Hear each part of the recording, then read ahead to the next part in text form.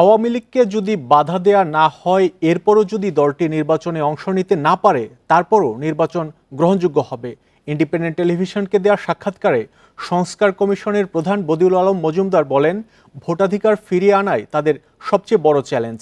এমন আইন করা হবে যাতে বিতর্কিত কেউ কমিশনার হতে না পারেন। স্বাধীনতার পর নির্বাচন কমিশন গঠিত হয়েছে 13টি। সাংবিধানিক প্রতিষ্ঠান হলেও কতটা স্বাধীন ইসি তা নিয়ে প্রশ্ন রয়েছে। গত 3টি সংসদ নির্বাচন নিয়ে বিতর্ক হয়েছে সবচেয়ে বেশি। এর জেরে হয়েছে আন্দোলন, পতন হয় আওয়ামী লীগের। তাই নির্বাচন ব্যবস্থায় আমূল পরিবর্তন আনতে অন্তর্বর্তী সরকার গঠন করেছে সংস্কার কমিশন। অক্টোবরে বদিউল আলম মজুমদারের নেতৃত্বে কাজ শুরু করবে কমিশন। প্রধান বলেন, এমন আইন করা হবে যাতে কেউ ভোটাধিকার হরণ করতে না পারে। গত 3টে নির্বাচনে আমাদের অগ্রহণযোগ্য হয়েছে, মানুষ ভোট দিতে পারে নাই। তো এটার যাতে পুনরাবৃত্তি না ঘটে, তো আমরা আইনে কিছু পরিবর্তন আনবো। রাজনৈতিক ঐক্যমত্যের ভিত্তিতে যাতে ওই যে অনুসন্ধান কমিটিটা ঘুরতে হয়, যাতে সব মতের পথের প্রতিনিধিত্ব থাকবে এবং তারা ঐক্যমতে পৌঁছে একটা ওই যে অনুসন্ধান কমিটি গঠন করবে। তখন ওই যে সরকার যাকে চাইবে তাকেই নির্বাচন কমিশনে নিয়োগ দেওয়ার সুযোগ থাকবে না। তিনি আরও বলেন, কোনো বাধা না পাওয়া সত্ত্বেও আওয়ামী লীগ যদি অংশ নিতে না পারে, তারপরও নির্বাচন গ্রহণযোগ্য হবে। তো আগামী নির্বাচন হবে এই অন্তর্বর্তীকালীন সরকারের অধীনে, এবং এই সরকার কাউকে বাধা দেবে না, যেমন অতীতে দেওয়া হয়েছিল। যদি আওয়ামী লীগ তারা পুনর্গঠিত না হইতে পারে, কোনো বাধা দেওয়া না সত্ত্বেও, এবং তারা যদি নির্বাচনে অংশ না নিতে পারে, তখন নির্বাচনের অগ্রহণযোগ্য হবে না। নির্বাচন কমিশন সংস্কারের আগে রাজনৈতিক দলগুলোর সঙ্গে সংলাপের পরিকল্পনা রয়েছে বলেও জানান তিনি। অনেকের সাথেই আলাপ আলোচনা করব, তাদের মতামত নেব, তাদের মতামতের ভিত্তিতে আমরা সুপারিশ প্রণয়ন করব। Mahmudul Hasan, independent news, Dhaka. অন্তর্বর্তীকালীন সরকার অধ্যাদেশ 2024-এর খসড়ার নীতিগত ও চূড়ান্ত অনুমোদন দিয়েছে উপদেষ্টা পরিষদ। বৃহস্পতিবার উপদেষ্টা পরিষদের বৈঠকে এ অনুমোদন দেয়া হয়। বৈঠকে সভাপতিত্ব করেন প্রধান উপদেষ্টা ডক্টর মোহাম্মদ ইউনূস। সন্ধ্যায় মন্ত্রিপরিষদ বিভাগ থেকে পাঠানো সংবাদ বিজ্ঞপ্তিতে এসব তথ্য জানানো হয়েছে। এতে বলা হয়, বৈষম্য বিরোধী ছাত্র আন্দোলনের সময় আওয়ামী লীগ সরকার ব্যাপক দমনপীড়ন ও গণহত্যা চালায়। আন্দোলনের এক পর্যায়ে সরকার পতনের এক দফা দাবিতে ঐক্যবদ্ধ হয় ছাত্র জনতা। তীব্র আন্দোলনের মুখে 5 আগস্ট সাবেক প্রধানমন্ত্রী শেখ হাসিনা দেশ ত্যাগ করেন। 6 আগস্ট দ্বাদশ জাতীয় সংসদ ভেঙে দেন রাষ্ট্রপতি। পরে বৈষম্য বিরোধী আন্দোলনের সমন্বয়কদের সঙ্গে আলোচনার পর গঠন করেন অন্তর্বর্তী সরকার।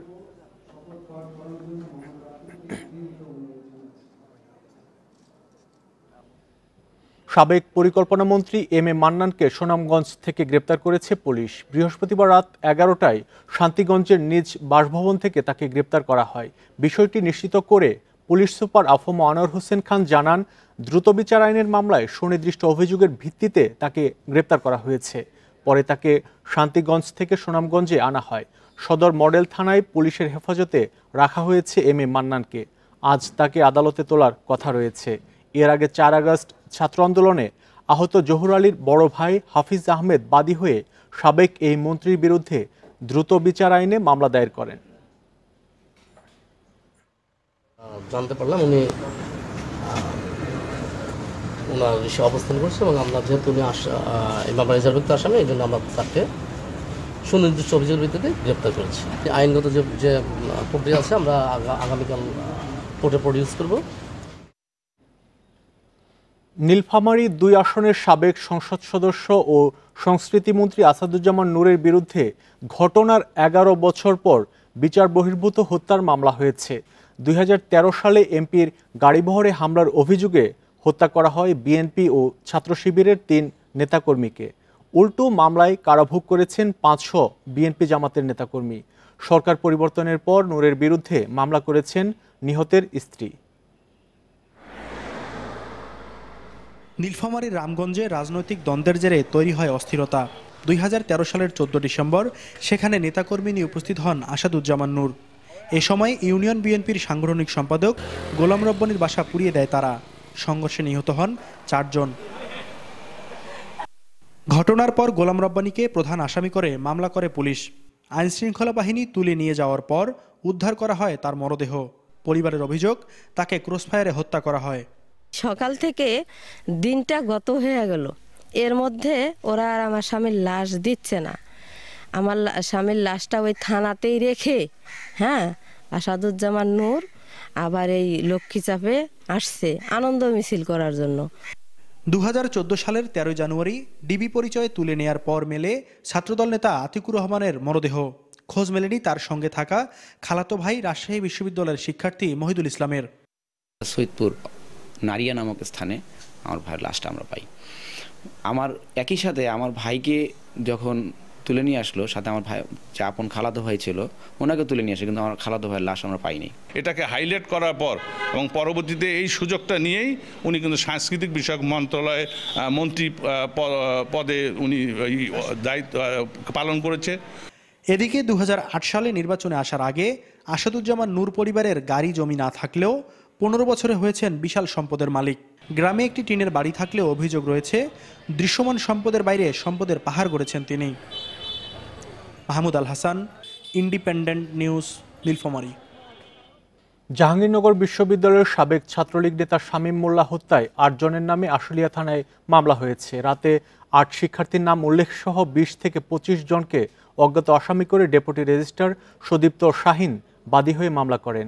এর আগে 8 শিক্ষার্থীর বিরুদ্ধে হত্যাকাণ্ডে জড়িত থাকার প্রাথমিক প্রমাণ মেলায় বিশ্ববিদ্যালয় থেকে তাদের সাময়িক বহিষ্কার করা হয়। বুধবার শামীমকে বিশ্ববিদ্যালয়ের প্রান্তিক গেট এলাকায় দেখতে পান কয়েকজন শিক্ষার্থী। এ সময় বিক্ষুব্ধ কয়েকজন তাকে মারধর করে প্রক্টর অফিসে নিয়ে যায়। পরে প্রক্টোরিয়াল বডি তাকে পুলিশের কাছে সোপর্দ করে। আহত শামীমকে গুরুতর আহত অবস্থায় সাভার গণস্বাস্থ্য হাসপাতালে ভর্তি করা হলে চিকিৎসাধীন অবস্থায় বৃহস্পতিবার মারা যায় শামীম।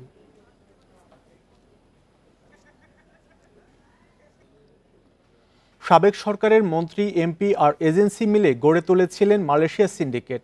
শ্রমিক পাঠানো নামে হাজার কোটি টাকা লোপাট করেছে তারা। ৭৮,০০০ টাকায় শ্রমিক নেওয়ার কথা থাকলেও এ সিন্ডিকেট আদায় করত 5 থেকে 6 লাখ টাকা। তাদের অনিয়ম আর দুর্নীতির কারণে টাকা দিয়েও মালয়েশিয়া যেতে পারেননি হাজারো শ্রমিক। পাওনা টাকার জন্য এজেন্সিতে ঘুরছেন শ্রমিকরা। মালয়েশিয়ায় গিয়ে নিজের ভাগ্য পরিবর্তন করতে চেয়েছিলেন নারায়ণগঞ্জের সেলিম, কিন্তু চুক্তিপত্র অনুযায়ী কাজ না পাওয়ায় শেষ পর্যন্ত অসুস্থ হয়ে দেশে ফিরতে হয় তাকে। জীবন বাঁচানোর জন্য আমি টাকার মায়া ত্যাগ কইরা আমি দেশে বাংলাদেশে চলে এসেছি। আয়না করে মানুষের যেভাবে কষ্টতে রাখা হয়, ঠিক মালয়েশিয়ার প্রবাসী মানুষগুলি এই মনের কষ্টের ভিতরে আছে। এত যে একটা ধ্বংসরপত্র কইরা যামু তা কল্পনা করি নাই। 2021 সালে বাংলাদেশ থেকে 5 লাখ কর্মী নেওয়ার চুক্তি করে মালয়েশিয়া, কিন্তু ক্যাথারসিস ইন্টারন্যাশনালের মালিক রুহুল আমিন স্বপন, সাবেক 4 সংসদ সদস্য ও 25 এজেন্সি মিলে তৈরি করে সিন্ডিকেট। এর মধ্যে সাবেক এমপি নিজাম হাজারীর স্নিগ্ধা ওভারসিজ লিমিটেড, সাবেক অর্থমন্ত্রী ও সংসদ সদস্য আহম মোস্তফা কামালের স্ত্রী কাশ্মীরি কামালের অরবিটালস এন্টারপ্রাইজ ও মেয়ে নাফিসা কামালের অরবিটালস ইন্টারন্যাশনাল, সাবেক এমপি লেফটেন্যান্ট জেনারেল অবসরপ্রাপ্ত মাসুদুদ্দিন চৌধুরীর 5M ইন্টারন্যাশনাল, এছাড়াও ঢাকা 20 আসনের সাবেক এমপি বেনজির আহমেদের প্রতিষ্ঠান আহমেদ ইন্টারন্যাশনাল এই সিন্ডিকেটের অন্যতম। তাতশ্রী আমিন এবং রুহুল আমিন স্বপন সাহেব এই সিন্ডিকেটের মূল ব্যক্তি ছিল এবং ওনারাই এটাকে নিয়ন্ত্রণ করেছে। 2016 সাল এবং 2022 সালের সিন্ডিকেশনে যে $3.5 বিলিয়ন বাংলাদেশের থেকে তারা শুধু মানি লন্ডারিং করছে। এই স্বপনের বিরুদ্ধে যারা নির্বাচন করতে চেষ্টা করছে আমাদেরকে ডিজিএফআই ধরে নিয়ে গেছে। মালয়েশিয়া যেতে সরকার ৭৮,০০০ টাকা নির্ধারণ করলেও 5 থেকে 6 লাখ টাকা নেয় এই চক্র। কিন্তু অনিয়ম দুর্নীতির অভিযোগে গত মে মাসে বন্ধ হয়ে যায় শ্রমবাজার, ফলে টাকা দিয়েও যেতে পারেনি হাজারো শ্রমিক। তারা টাকা দিতে চায় ৭৮,০০০ টাকা, কিন্তু আমরা টাকা দিয়েছি 6 লাখ। এখন তো আমরা নিঃস্ব হয়ে গেছি। রাজনৈতিক প্রেক্ষাপট পরিবর্তনের কারণে অনেক এজেন্সি কার্যক্রম বন্ধ রেখেছে, কেউ কেউ পালিয়েছে, কিন্তু এখনো পাওনা টাকার জন্য এজেন্সিগুলোতে ঘুরছেন শ্রমিকরা। টাকা পয়সা দিয়েছিলাম বাংলাদেশ শেয়ার দেওয়ার জন্য, ওনারা আমার বাইরে দিতে পারে নাই, আমার আটকে রাখছে, এই পর্যন্ত আমার টাকা দেয়নি।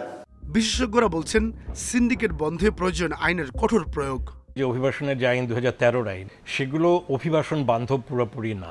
রিক্রুটিং এজেন্সির বিরুদ্ধেও যদি অভিযোগ আসে, সেটাও আমরা দেখেছি যে সেটাও অনেকটা সময় সেটা ধামাচাপা পড়ে যায়, অথবা সেটাকে একটা লঘু শাস্তির দিকে নিয়ে যাওয়া হয়। গত 15 বছরে মালয়েশিয়া বাংলাদেশের শ্রমবাজার বন্ধ হয়েছে 3 বার। সাদাত রহমতুল্লাহ, ইন্ডিপেন্ডেন্ট নিউজ, ঢাকা। রাজধানীর বেশিরভাগ বাজারে বেড়েছে সব ধরনের মাছের দাম। এছাড়া ভারতে ইলিশ রপ্তানি বন্ধের পরও কমেনি দাম। আরও জানাতে ঢাকা, চাঁদপুর ও সিলেট থেকে যোগ দিচ্ছেন সহকর্মীরা। শুরুতে যাব রাজধানীর কারওয়ান বাজারে, সেখান থেকে যোগ দিচ্ছেন সহকর্মী আমিরুল ইসলাম। আমিরুল ইসলাম, হঠাৎ করে ঢাকার বাজারে মাছের দাম বৃদ্ধির কারণ কি বলছে বিক্রেতারা?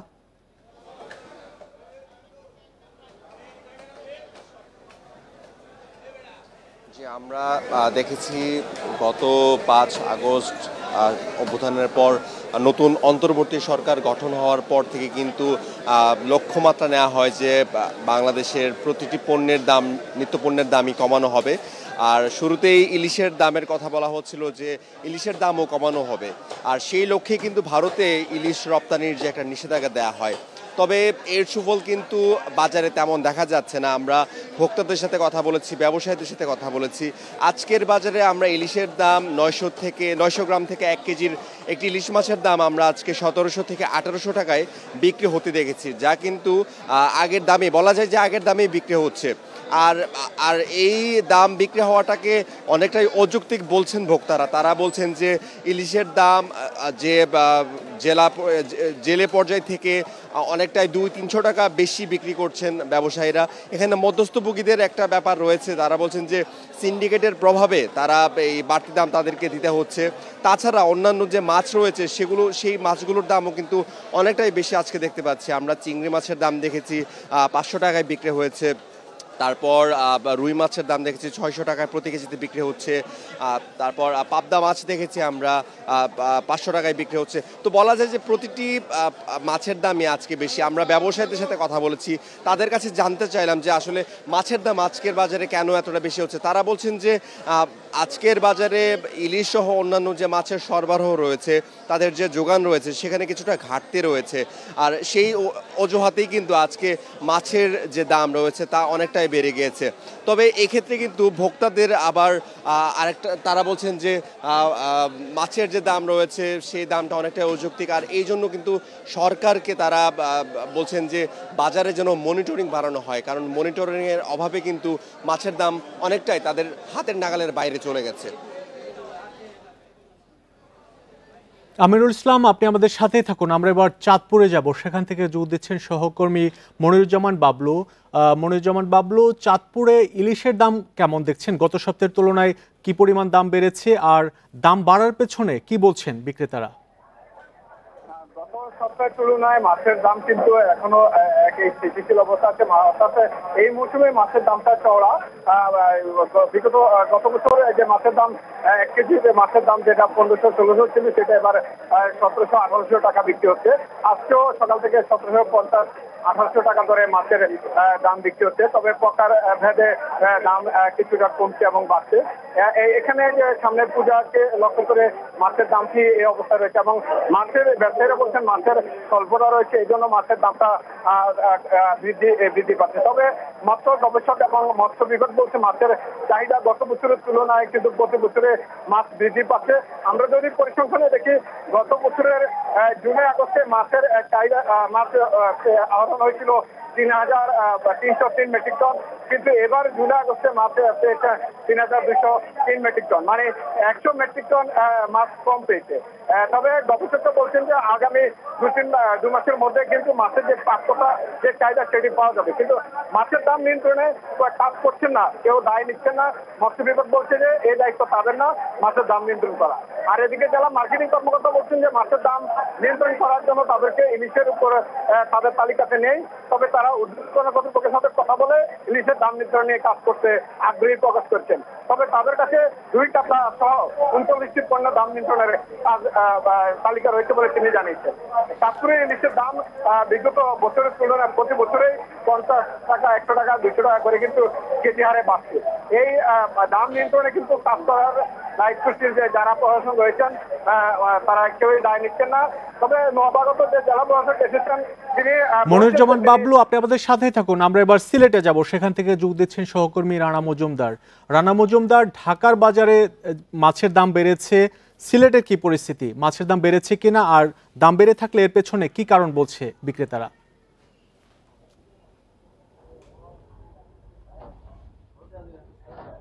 দেখুন, আসলে দেশের অন্যান্য জায়গার মতো সিলেটের বাজারেও কিন্তু আসলে যে মাছের বাজারে কোনো ধরনের স্বস্তির খবর এই মুহূর্তে নেই, এবং সিলেটের যে কয়টি বাজার রয়েছে সেগুলো আমরা ঘুরে দেখতে পেয়েছি যে আসলে মাছের দাম কিন্তু এখনও অনেকটাই চড়া।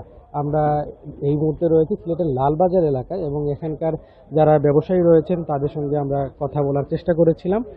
তারা যে বিষয়টি বলছেন যে আসলে তারা যে আড়ত থেকে যে কিনে আনেন মাছগুলো, কিংবা তাদেরকে যারা মাছ সরবরাহ করে তাদের কাছ থেকে মূলত তারা বেশি দামে এই মাছগুলো কিনে আনতে হয়, যে কারণে তাদেরকেও কিন্তু আসলে ক্রেতাদের কাছে বেশি দামে এই মাছগুলো বিক্রি করতে হয়। কয়েকটি মাছের দাম যদি আপনাকে জানাই, তাহলে এই মুহূর্তে কিন্তু সিলেটের যে বাজারগুলো রয়েছে অধিকাংশ বাজারেই 1 কেজির উপরের যে ইলিশগুলো রয়েছে সেগুলো কিন্তু কেজি দরে 1800 থেকে 2000 টাকা দরে কিন্তু এই ইলিশগুলো বিক্রি হচ্ছে। পাশাপাশি যেগুলো কিন্তু 1 কেজির নিচে যে ইলিশগুলো রয়েছে সেগুলো কিন্তু অনেক ক্ষেত্রেই 1500 থেকে 1600 টাকা কেজি দরে কিন্তু এই ইলিশগুলো বিক্রি হচ্ছে। পাশাপাশি যে অন্যান্য যে মাছগুলো রয়েছে, বিশেষ করে যদি পাবদা মাছের কথা বলি, তাহলে পাবদা মাছ কিন্তু কেজি প্রতি সিলেটের বাজারে এখন 350 থেকে 400 টাকা দরে বিক্রি হচ্ছে। আবার কোনো কোনো বাজারে আমরা এমনও দেখতে পেরেছি যে 450 টাকা পর্যন্ত কিন্তু কেজি দরে পাবদা মাছ বিক্রি হচ্ছে। পাশাপাশি কই মাছ কিংবা অন্যান্য আরও যে মাছগুলো রয়েছে, রুই মাছ বিশেষ করে, সেগুলোও কিন্তু আসলে চড়া দামে বিক্রি হচ্ছে। তবে এসব বিষয় নিয়ে আমরা এখানকার যারা ব্যবসায়ী রয়েছেন কিংবা যারা ক্রেতা সাধারণ রয়েছেন তাদের সঙ্গে কথা বলার চেষ্টা করেছিলাম।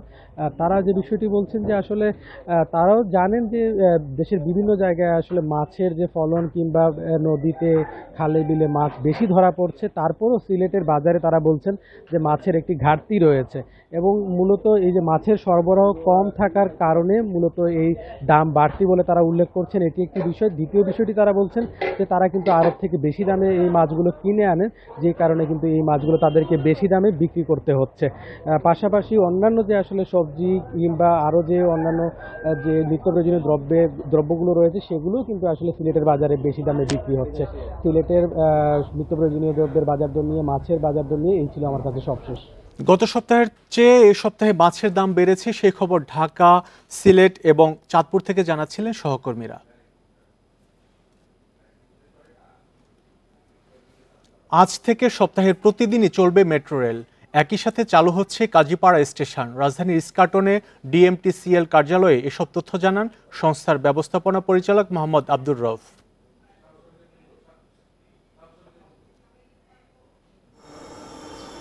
যানজটের মহানগরীতে দ্রুতগতির মেট্রো রেল জনপ্রিয়তা পায় সহজেই। তবে নগরবাসীর আক্ষেপ ছিল শুক্রবার বন্ধ থাকা নিয়ে। অবশেষে যাত্রী চাহিদা বিবেচনায় এখন থেকে সপ্তাহের 7 দিনই চলবে মেট্রো রেল। বৃহস্পতিবার সংবাদ সম্মেলনে এসব তথ্য জানান ডিএমটিসিএল এর নতুন ব্যবস্থাপনা পরিচালক। 7 দিন মেট্রো রেল চলবে। তিনি বলেন, এমআরটি লাইন 6 এর ট্রেন প্রতি শুক্রবার উত্তরা উত্তর থেকে মতিঝিল পর্যন্ত বিকেল 3:30 থেকে রাত 9টা এবং মতিঝিল থেকে উত্তরা উত্তর পর্যন্ত বিকেল 3:50 থেকে রাত 9:40 পর্যন্ত চলাচল করবে। আগামী শুক্রবার অর্থাৎ 20 তারিখ 3:30 থেকে মেট্রো রেলের শনি শুক্রবারের অপারেশন উত্তরা উত্তর থেকে শুরু হবে এবং মতিঝিলে এটা শেষ হবে। এখন শুরু হচ্ছে আমাদের 7 দিনের মেট্রো রেলের যাত্রা। এর আগে ক্ষতিগ্রস্ত 2 স্টেশন চালু করতে বছরখানেক সময় লাগবে এমন কথা বলা হলেও মাত্র 62 দিনেই চালু হচ্ছে কাজীপাড়া স্টেশন। এটি সংস্কার করতে খরচ হয়েছে 20.5 লাখ টাকা।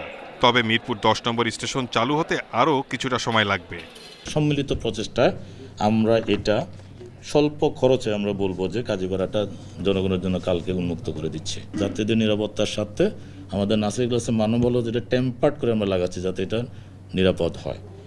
বিল্ডিং ম্যানেজমেন্ট সিস্টেম আমাদের 5 লাখ টাকার মতো ব্যয় হয়েছে। এগুলি মিলিয়ে 20.5 লাখ টাকা আমাদের লোকাল এই মুহূর্তে খরচ হয়েছে। কর্তৃপক্ষ জানিয়েছে প্রতিদিন চলাচল করে মেট্রো রেলের 198টি ট্রিপ। যাত্রী পরিবহন হয় গড়ে 3 লাখ। চলতি মাসে এ পর্যন্ত আয় হয়েছে 20.67 লাখ টাকা। Shahid Ahmed, independent news, Dhaka. এই ছিল এখনকার সংবাদে। আমন্ত্রণ পরের আয়োজনে। এতক্ষণ সাথে থাকার জন্য ধন্যবাদ সবাইকে।